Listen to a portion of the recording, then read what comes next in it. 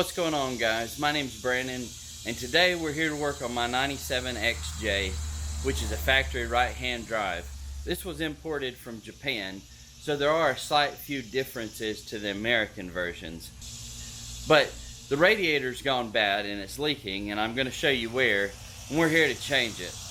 But the very first thing you need to do whenever you're working on something imported like this is always check the parts that you've ordered or the parts that you picked up to make absolute certain that they're the same.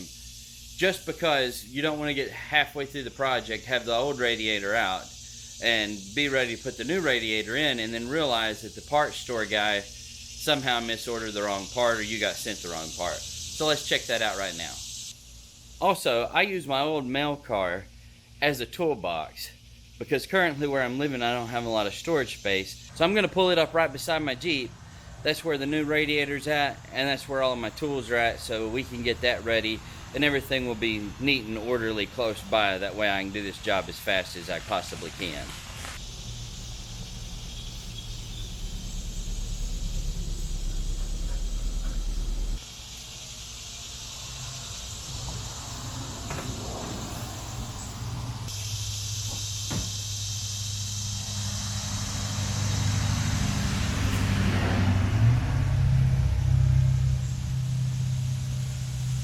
So let's open up this new radiator and check it to make sure it fits what we have.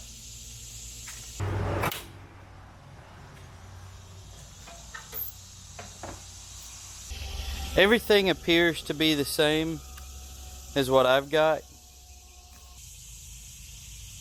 Everything looks to be the same and looks like our part is going to work for us.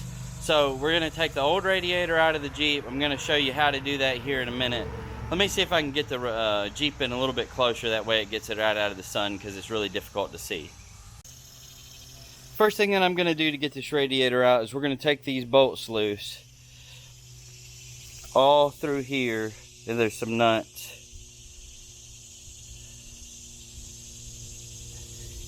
And also cut my zip ties here. I've been into this several times. And then we'll take the electric fan out, and then we'll take the fan shroud out, and then pull the front clip off, and then that'll give me easy access to get the radiator out. And the toughest part on this is definitely going to be your transmission hoses, because one of them has a little fast clip or whatever, and sometimes those can be a real pain. But I've got the right tools and I've got some PB blaster, so hopefully that shouldn't be too big of an issue. Let's get started. Most of these small bolts are going to be 10 millimeter. I'm using a brushless DeWalt mini impact 1/4 inch drive to zip them out real quick.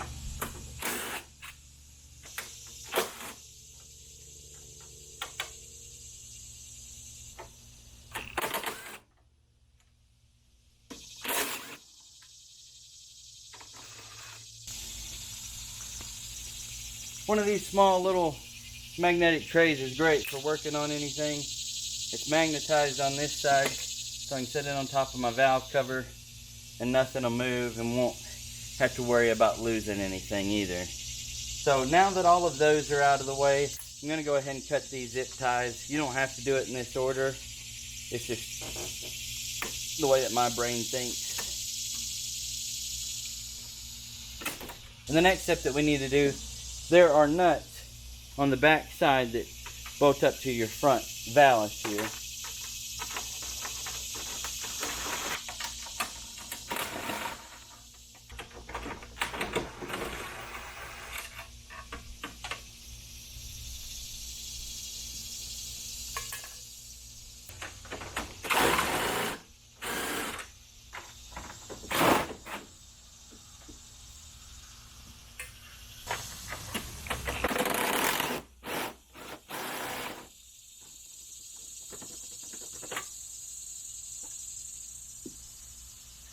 Okay, now that all of those are off, this front end should slide out.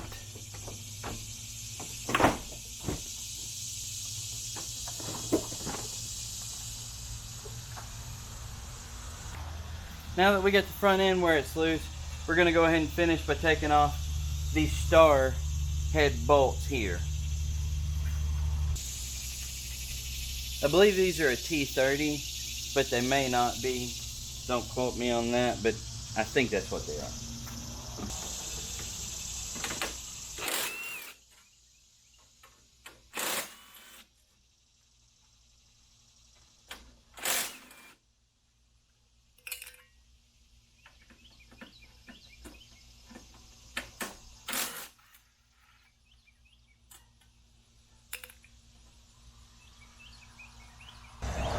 Now that you've got that done, you've got to take off your shroud for your fan and your electric fan in order to have everything cleared off for the front. That way you can remove this top plate. I tell you the size for these, but I've replaced everything on this, and mine are different sizes and probably what yours is going to be.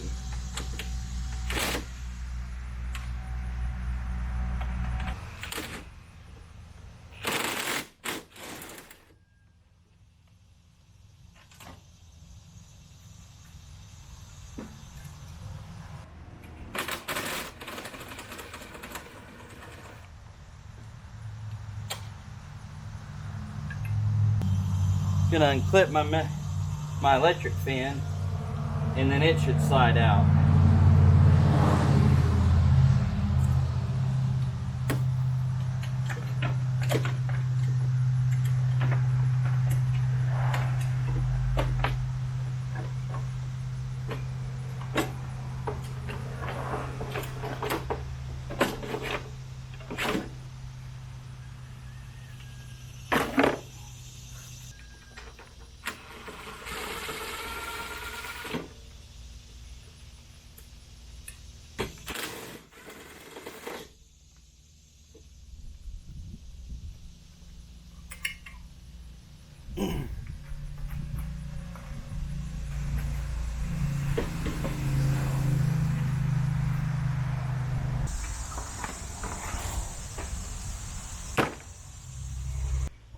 This right here is the whole reason I was replacing it. As you can see, it's wet right here. As you can see, it's wet right here. And it leaks. See if we can get in there.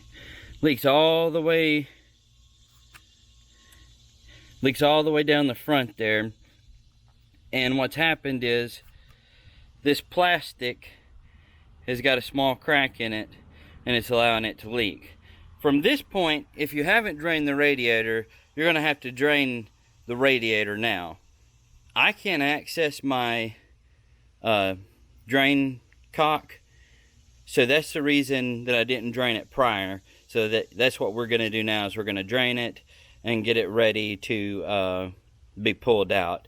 There's only a couple more nuts I got to pull off here that's holding the AC condenser on, right here and right here. And then the hoses, there's a bottom fill, there's a top, which is, you know, these are all easy to get to, but this is the pain connection right there that gives me the most fits when I change these out. So let's get to that. We got to drain it, like I said, and then we'll be ready to pull it out. I should add that I flushed this radiator about 2, maybe 3 months ago. So if I was gonna do this, and I hadn't flushed it so recently, I would really flush it out really well. But since I've done it recently, and I know that it's just a small plastic that's leaking, I'm just going to fill up whatever is lost when it's drained.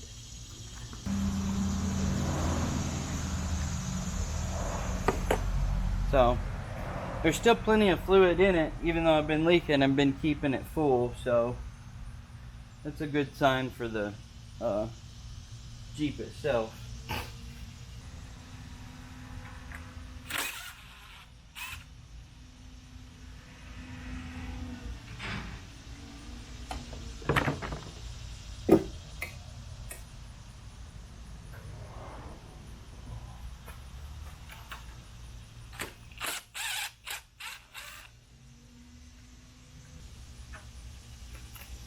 So that top one was a 5/16 and the bottom one's an 11. Or 5/16 fits it anyway.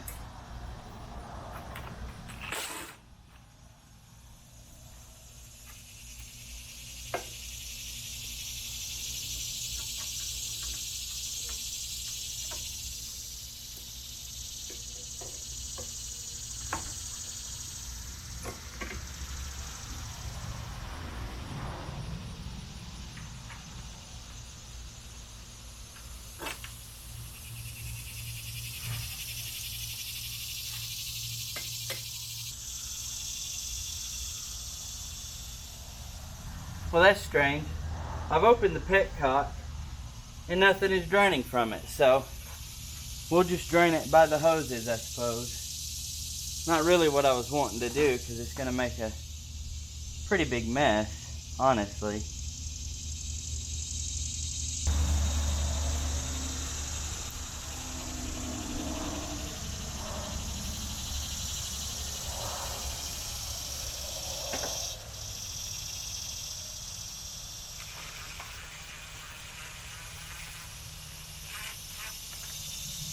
I'm also using a snap-on wobble, and I don't buy many snap-on tools, but when it comes to these wobble sockets, it's really important that you get something of high quality because it's the impact and it's putting a lot of strain on it. So I do buy snap-on when it comes to these small important tools.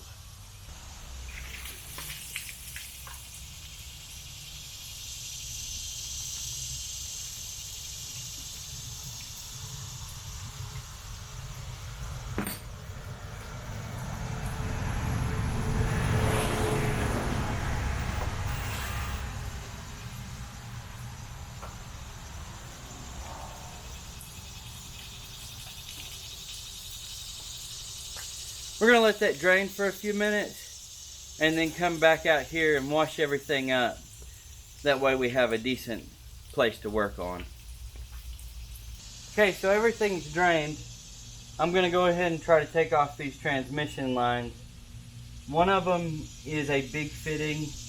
Not even going to try to put a wrench on it because it's probably frozen because it's metal on like a copper or brass rather.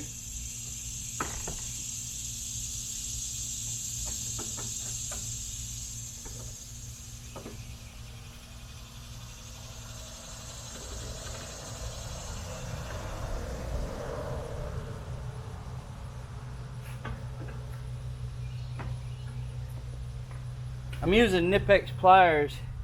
These things are great. Essentially, if you can hold it, even with these little pliers, you can turn it because these things grip like crazy. So this top line's already loose and I'm going to be able to get it without a problem.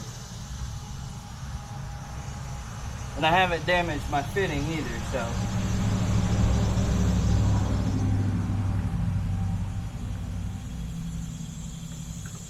I highly recommend these pliers to anybody that is doing any kind of repair work.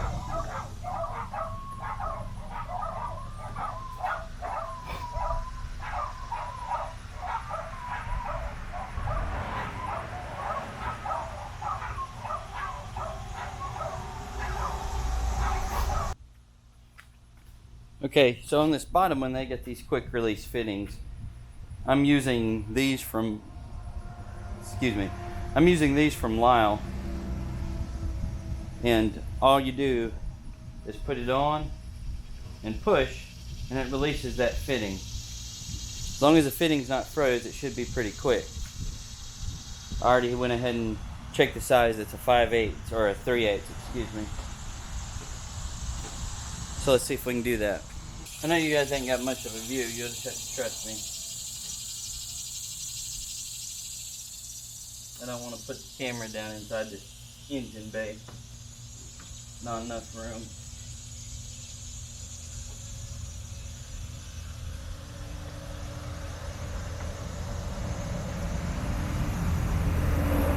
One trick is to push your hose up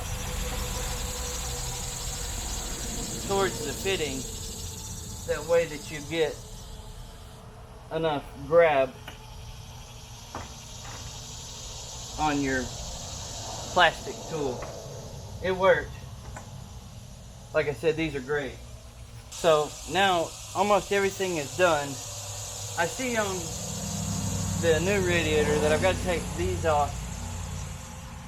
They're used to mount the condenser and everything together. So let me take those off real quick.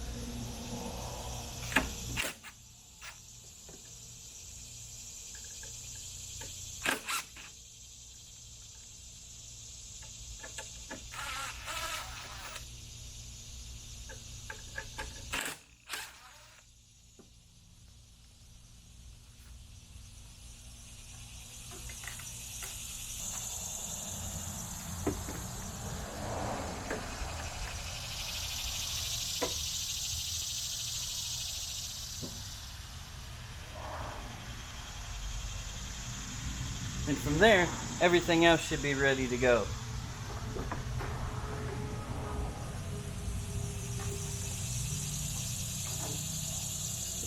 Condenser hoses were holding it up a little bit, but there you have it.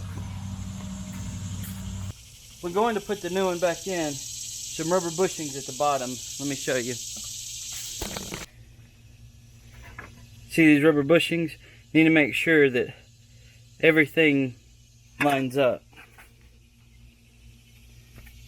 I have this protective barrier, probably going to be missing in a lot of them, but anyways, I have it. I'm going to try to keep it.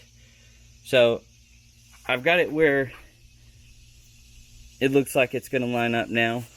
So let's see if we can get it in.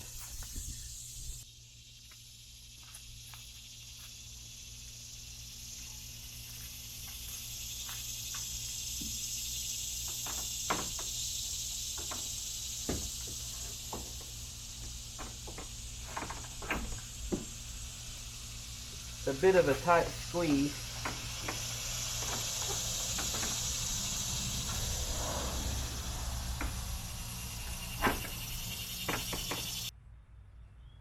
Okay, so I had to run up to the parts store and grab a couple of parts. Let me show you what I got, and we're going to finish putting this thing back together.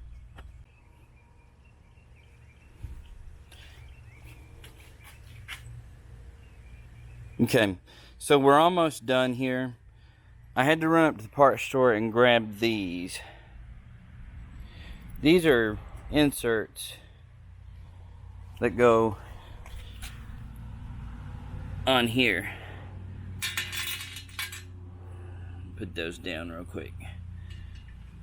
So they just snap in like so. And I had to get, well, I picked up 4. I needed 2 for down there for the electric fan. So let's get this finished up.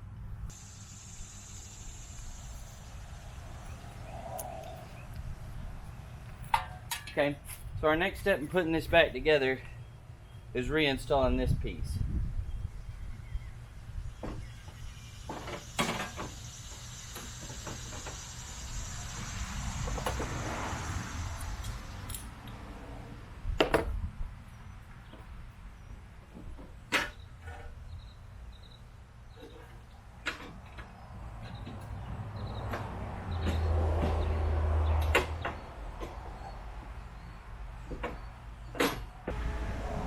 This radiator's too tall, and the way that it's put together with bolts instead of just a strap to hold the core together has made it where this radiator support is literally hitting the bolts that they have to hold the radiator.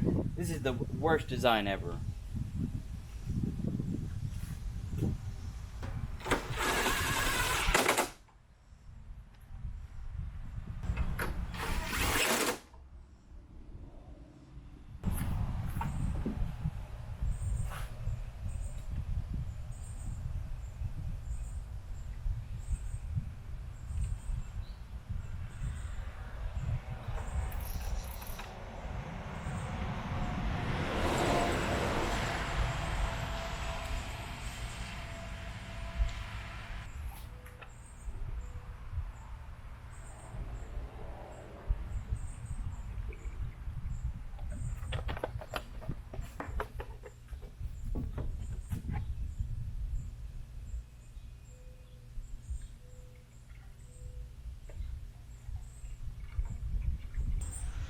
Okay guys, so minus a little bit more coolant and a little bit more water, it's pretty much done. Let me give you a quick look. So,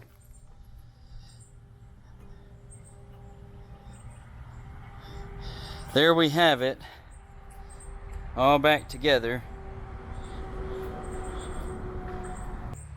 Thank you guys for watching the video. I'd like to also add that I bought this from a CarQuest dealership here close, and we've always bought parts from them. However, this was the worst radiator I have ever put in from anywhere. I mean, it just felt really, really cheaply made, and I guarantee you that here in the near future, I will be back to revisit this issue. I am absolutely certain that this thing is going to fail. I never could have imagined that the parts would feel this poorly made. It feels like something you should be ordering straight from China. I mean, it just does not feel well built at all. And I paid about $200 for this radiator because it's a right-hand drive. So that's a lot of money to just give me basically a piece of junk. So like I said, I bet you I'll revisit it. And if I do, I'll let you know, and I'll let you know where it fell. But I guarantee it's coming. Anyways, thanks guys. Take care.